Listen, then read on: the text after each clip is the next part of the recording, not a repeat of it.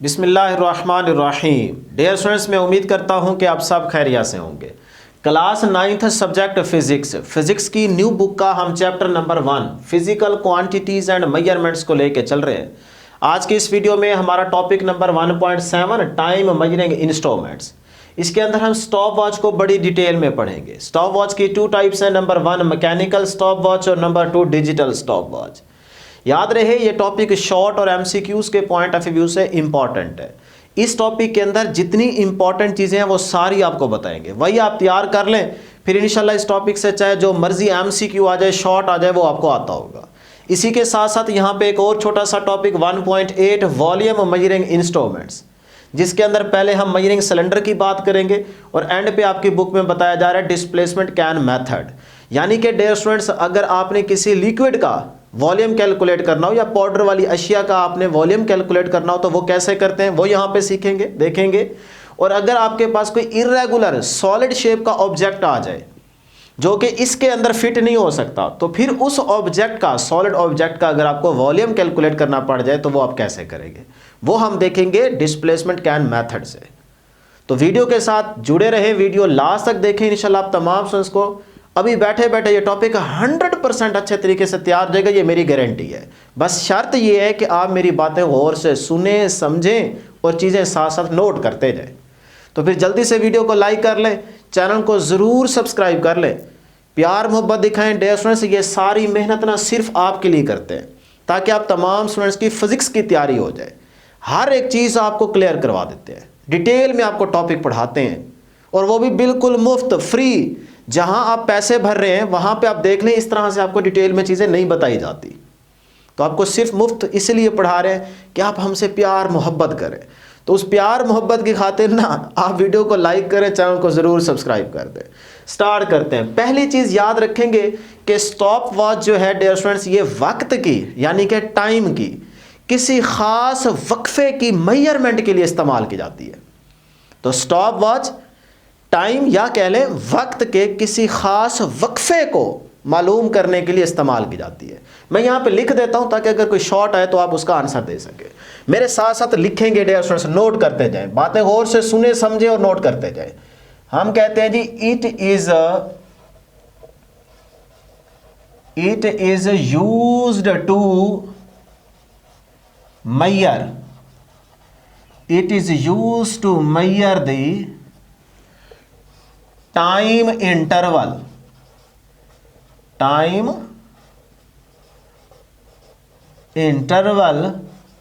of an event। लो जी, अब stop watch का use आपको लैब में सिखाया जाएगा, आपके टीचर्स आपको सिखाएंगे, मैं भी यहाँ पे बताऊंगा।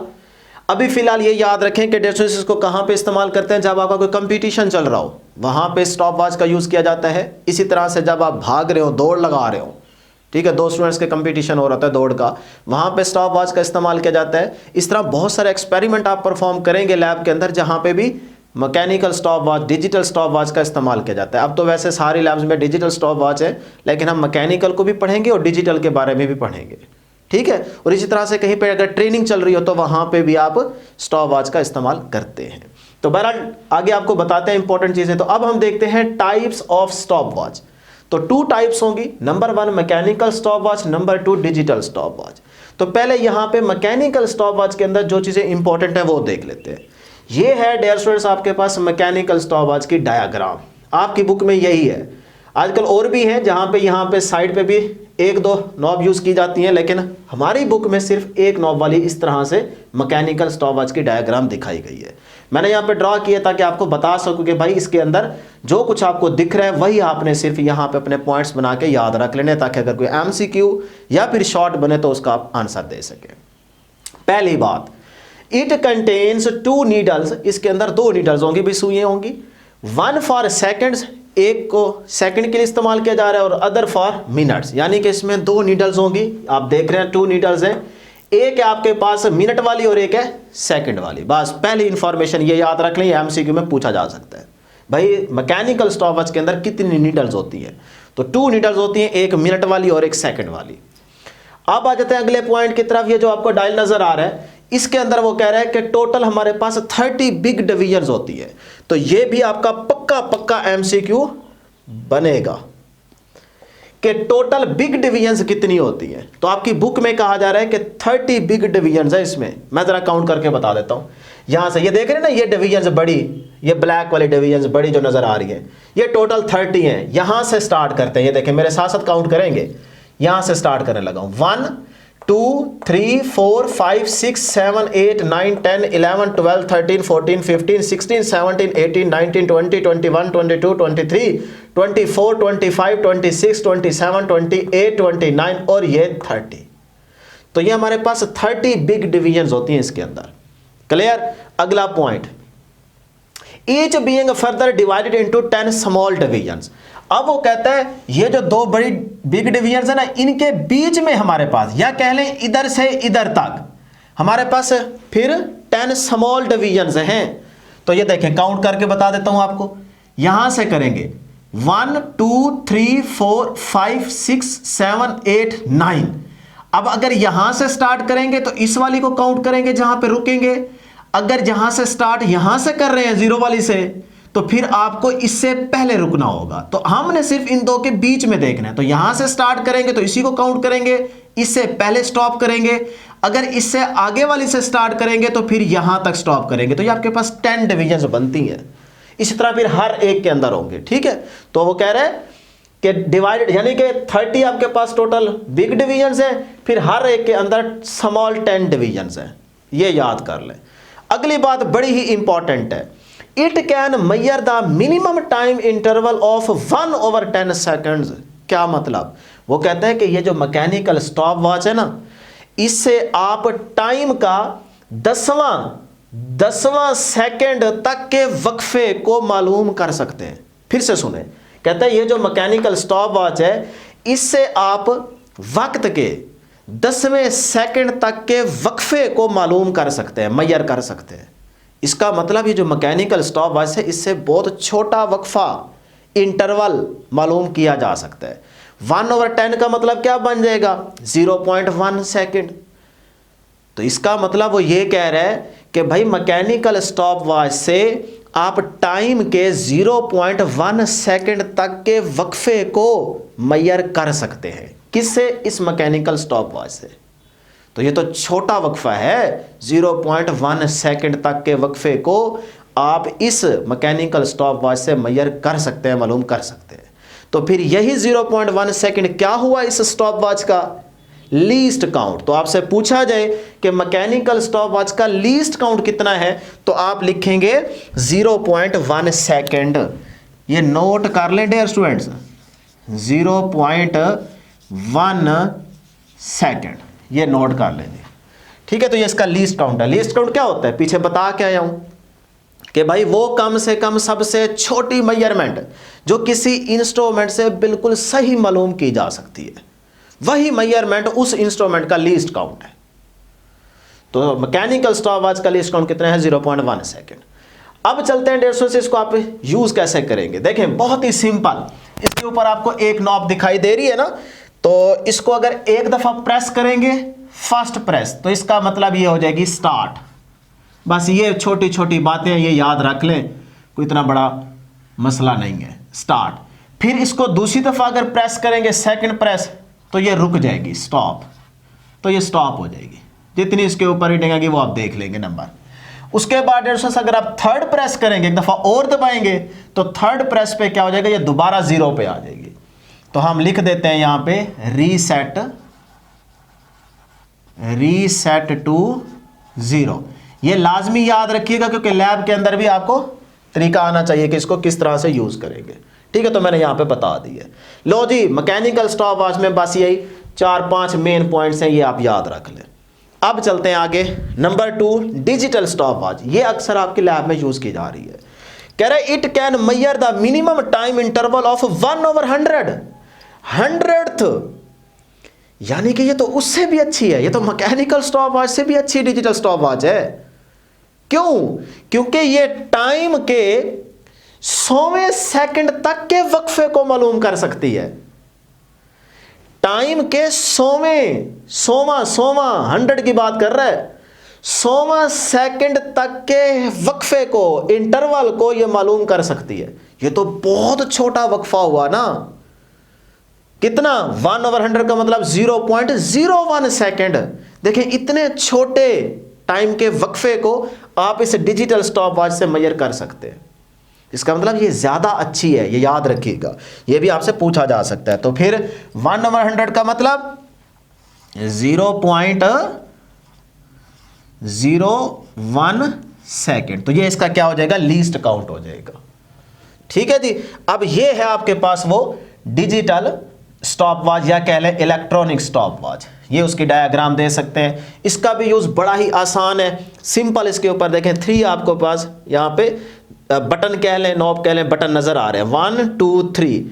और जो आपको लैब में मिलेगी उसके ऊपर मेंशन होता है स्टार्ट बटन, स्टॉप बटन और उसके साथ साथ रीसेट बटन। तो ये याद रखने की जरूरत नहीं है ये वाला वो वाला ये वाला नहीं, बस आपने ये याद रखना है डिजिटल और electronic stop watch have start, stop and reset button. 3 button होते हैं, एक स्टार्ट वाला, स्टॉप वाला और रीसेट वाला। कहानी खत्म। देखें कितनी आसान बातें थी। तो ये है डियर स्टूडेंट्स आपका एक छोटा सा टॉपिक। यही पॉइंट्स आप याद रख लें मैकेनिकल स्टॉप वॉच के और डिजिटल स्टॉप वॉच के। बस अब चलते हैं 1.8 टॉपिक की तरफ, वॉल्यूम मेजरिंग इंस्ट्रूमेंट्स। ये भी बहुत आसान है। अगर आपने किसी लिक्विड का वॉल्यूम कैलकुलेट करना हो या किसी पाउडर वाली अशिया का आपने वॉल्यूम कैलकुलेट करना हो तो फिर आप मेजरिंग सिलेंडर को यूज करते हुए आप उस लिक्विड का वॉल्यूम कैलकुलेट कर सकते हैं। मैं बताता हूं कैसे। डियर स्टूडेंट्स ये आप देख रहे हैं कि हमारे पास ना एक ग्लास है जिसको आप कह सकते हैं ग्लास या फिर ट्रांसपेरेंट प्लास्टिक सिलेंडर। अब इस सिलेंडर के ऊपर ये स्केल मेंशन की गई है, सही है। ये स्केल है 10 मिलीलीटर, 20 मिलीलीटर, 30, 40, 50, फिर इस तरह से चलता जाएगा। तो पहली चीज याद रखें इसमें, इट इज अ ग्लास और ट्रांसपेरेंट प्लास्टिक सिलेंडर। तो ये आपके पास ग्लास या इसको आप कह दें plastic cylinder, transparent plastic cylinder. अब उसके ऊपर स्केल। अब ये जो स्केल आपको नजर आ रही है ना, इसकी कैपेसिटी कितनी होती है, यानी कि इन सिलेंडर्स की कैपेसिटी कितनी होती है। तो ये आपसे पूछा जा सकता है। तो याद रखिएगा different capacities from 100 ml to 2500 ml तक की इसकी रेंज के आपके पास मौजूद होते हैं। अब डियर स्टूडेंट्स अगली बात, स्केल क्यूबिक सेंटीमीटर में या मिलीलीटर में शो की जाती है। तो मैंने यहां पे ml में शो की हुई है। अच्छा अब अगली बात याद रखिएगा भाई, इसको यूज करके किस तरह से आप लिक्विड का वॉल्यूम कैलकुलेट करते हैं वो तरीका बताने जा रहा हूं, गौर से सुनिएगा। लेकिन वही पॉइंट पहले यहां पे लिख देता हूं कि देखें लिक्विड का वॉल्यूम कैलकुलेट करने के लिए आप इसका यूज करते हैं। इसी तरह से आप ये भी बता सकते हैं कि नॉन डिसॉल्व सॉलिड, यानी कि वो सॉलिड ऑब्जेक्ट जो पानी में हल ना हो सके, उस ऑब्जेक्ट का भी आप वॉल्यूम कैलकुलेट करना चाहें तो इससे कर सकते हैं। तो अब मैं तरीका बताता हूं। सबसे पहले लिक्विड, कोई आपके पास दूध है, पानी है या ऐसा पाउडर जो पानी में हल हो जाए तो वो लिक्विड ही बन जाएगा ना। तो पाउडर वाली अशिया या फिर कह लें कि लिक्विड, उसका अगर आपने वॉल्यूम कैलकुलेट करना है तो सिंपल इस सिलेंडर के अंदर आप वो लिक्विड पुट कर दें। उसको जैसे ही आप यहाँ पे डालेंगे तो आहिस्ता आहिस्ता आहिस्ता आहिस्ता आहिस्ता आहिस्ता जो उसकी अपर लेयर होगी या कह लें सरफेस होगी लिक्विड की, वो ऊपर आती जाएगी आती जाएगी आती जाएगी आती जाएगी। अब सपोज करते हैं कि हम इसको यहाँ तक भर देते हैं, यहाँ तक। अब यहाँ तक जब इसको भरेंगे सारा आपको वाटर नजर आ रहा है, ये लिक्विड है, सही है। तो यहाँ तक हमने भर दिया। अब हम इसी लिक्विड का वॉल्यूम कैलकुलेट करना चाह रहे हैं। तो कैसे करेंगे? आप सिंपल जो इसकी अपर सरफेस होगी जिसको आपकी बुक नाम देती है मेनिस्कस, ये जो लिक्विड की अपर सरफेस होगी इसका नाम होगा मेनिस्कस। तो यहां पे आप नजर टिकाएंगे। अब जब आप देखेंगे ना डियर स्टूडेंट्स, तो वो कहता है आपकी बुक वाला कि बिल्कुल इसके बराबर आके हॉरिजॉन्टल लाइन बिल्कुल सेट करके ना इसके बिल्कुल बराबर आके यहां से देखना है कि इस सरफेस और आपके देखने के बिटवीन एंगल क्या बने, 0 बने। यहां से आप देखेंगे तो वो कहता है बिल्कुल आप सही मेजरमेंट लेंगे तो आपको वैल्यू सही मिलेगी। तो यहां से देखेंगे तो ये तरीका क्या होगा, ये तरीका होगा करेक्ट, तो आपको सही मेजरमेंट मिलेगी। लेकिन अगर आप यहां से नहीं देखते, यहां से देखते हैं या फिर यहां से देखते हैं तो वो कहता है फिर आपको जो मेजरमेंट मिलेगी ये रॉन्ग मिलेगी। फिर आपको हो सकता है कि वैल्यू सही ना मिले। तो यहाँ से देखें या ऊपर से देखें, आपको मेजरमेंट सही नहीं मिलेगी। तो ये तरीका भी गलत है, ये तरीका भी गलत है, बल्कि सिर्फ इस मेनिस्कस लाइन जो कि वाटर की अपर सरफेस है उसके बिल्कुल सामने हॉरिजॉन्टल लाइन सेट करते हुए वहाँ से आप इसको देखेंगे तो आपको वैल्यू सही मिलेगी। तो अब यहाँ पे देखें कितनी बन रही है, ये 20 और यहाँ पे क्या है 25। तो 25 के बिल्कुल सामने हमारी वाटर की अपर सरफेस है यानी कि मेनिस्कस। तो ये आ जाएगा आपके पास 20 के बाद 25, तो हमारी रीडिंग आ गई 25 मिलीलीटर ml। लो जी, इस तरह से आपने उस लिक्विड का वॉल्यूम कैलकुलेट कर लिया। सही है जी। अब यहां पे याद रखिएगा ये जो लिक्विड की नीचे वाली सरफेस है इसको आपकी बुक नाम दे रही है कनकेव सरफेस, अपर को मेनिस्कस। यही तरीका है। अब अगर आपके पास कोई सॉलिड ऑब्जेक्ट है जो पानी में हल नहीं होता, उसका अगर आप वॉल्यूम कैलकुलेट करना चाह रहे हैं तो वो भी आपकी बुक तरीका बताती है कि आप उसी सॉलिड ऑब्जेक्ट को एक धागे से बांध के उस ऑब्जेक्ट को इसके अंदर पुट कर दें। जैसे उसको आहिस्ता आहिस्ता आहिस्ता आहिस्ता डालेंगे, तब तक उसको अंदर भेजते रहें जब तक वो आपका सॉलिड ऑब्जेक्ट इस वाटर के अंदर बिल्कुल मुकम्मल तौर पे डूब नहीं जाता, तब तक आप इसको नीचे आने दें। तो जब ये वो सॉलिड ऑब्जेक्ट इसके अंदर आ जाए, फिर जाहिर सी बात है कि उस सॉलिड ऑब्जेक्ट के आने की वजह से पानी थोड़ा सा ऊपर हो जाएगा ना। तो जो पानी पहले होगा यहाँ पे उसको नोट कर लें, जब आप सॉलिड ऑब्जेक्ट इसके अंदर डालेंगे तब पानी थोड़ा ऊपर चला जाएगा। तो जहाँ ऊपर जाएगा उस मेनिस्कस के बिल्कुल सामने हॉरिजॉन्टल अपने आप को सेट करके वो रीडिंग आप ले लें। तो वो मेजरमेंट भी आपके पास क्या आ जाएगी, फाइनल। और पहले क्या होगी, इनिशियल। तो सॉलिड ऑब्जेक्ट डालने से पहले इनिशियल ऑब्जर्वेशन आपके पास आ जाएगी। उसके बाद जब सॉलिड ऑब्जेक्ट इसके अंदर पुट कर देंगे तो उसके बाद ये पानी ऊपर चला जाएगा। तो उस मेनिस्कस के सामने अपने आप को सेट करके वो मेजरमेंट ले लें। तो फाइनल में से इनिशियल निकाल दें, आपके पास जो वैल्यू मिलेगी, जो मेजरमेंट आएगी, वो आपके पास उस सॉलिड ऑब्जेक्ट का वॉल्यूम होगा। तो ये आपकी बुक तरीका बताती है। ठीक, तो मैं यहाँ पे लिख देता हूँ। सपोज करते हैं अभी हमारे पास यहाँ पे वैल्यू क्या आ रही है, इनिशियली ये आ रही है डियर स्टूडेंट्स 25 ml। ठीक है। अब आपके पास जब सॉलिड ऑब्जेक्ट इसके अंदर प्लेस करेंगे तो वाटर जो है सपोज करते हैं वो यहाँ तक चला गया है, ये यहाँ तक, ठीक है, यहाँ तक आ गया। अब ये आपके पास क्या होगी, फाइनल। तो आप अपने आप को यहाँ पे लेके आएंगे बिल्कुल सामने मेनिस्कस। तो उसके बाद यहाँ पे रीडिंग ले लेते हैं, ये कितनी आ रही है जी 35। तो माइनस कर दें 30, सॉरी माइनस अभी नहीं करना, ठीक है। ये इनिशियल आ गई और ये आ गई आपके पास फाइनल 35 ml। तो अब फार्मूला सेट करें जी, फाइनल माइनस इनिशियल। तो फाइनल है आपके पास 35 माइनस इनिशियल आ गई, तो आंसर आपके पास कितना आ गया जी 10 ml। लो जी, इस तरह से आप सॉलिड ऑब्जेक्ट का वॉल्यूम कैलकुलेट कर सकते हैं। टॉपिक खत्म हो चुका है। अब डियर स्टूडेंट्स, अगर आपके पास कोई इर्रेगुलर सॉलिड ऑब्जेक्ट आ जाता है जो इसके अंदर फिट हो जाए, वो तो है ठीक, उसका तरीका यही है। लेकिन कोई ऐसा सॉलिड ऑब्जेक्ट जो इसके अंदर फिट नहीं हो पा रहा, अब उस सॉलिड ऑब्जेक्ट का आप वॉल्यूम कैसे कैलकुलेट करेंगे? तो इसके लिए आपकी बुक तरीका बता रही है डिस्प्लेसमेंट कैन मेथड। उसमें क्या होता है, सिंपल ये याद रखें, उसमें डियर स्टूडेंट्स इसी तरह का एक ग्लास होता है, लेकिन वो थोड़ा इससे वाइड होता है, इस तरह से।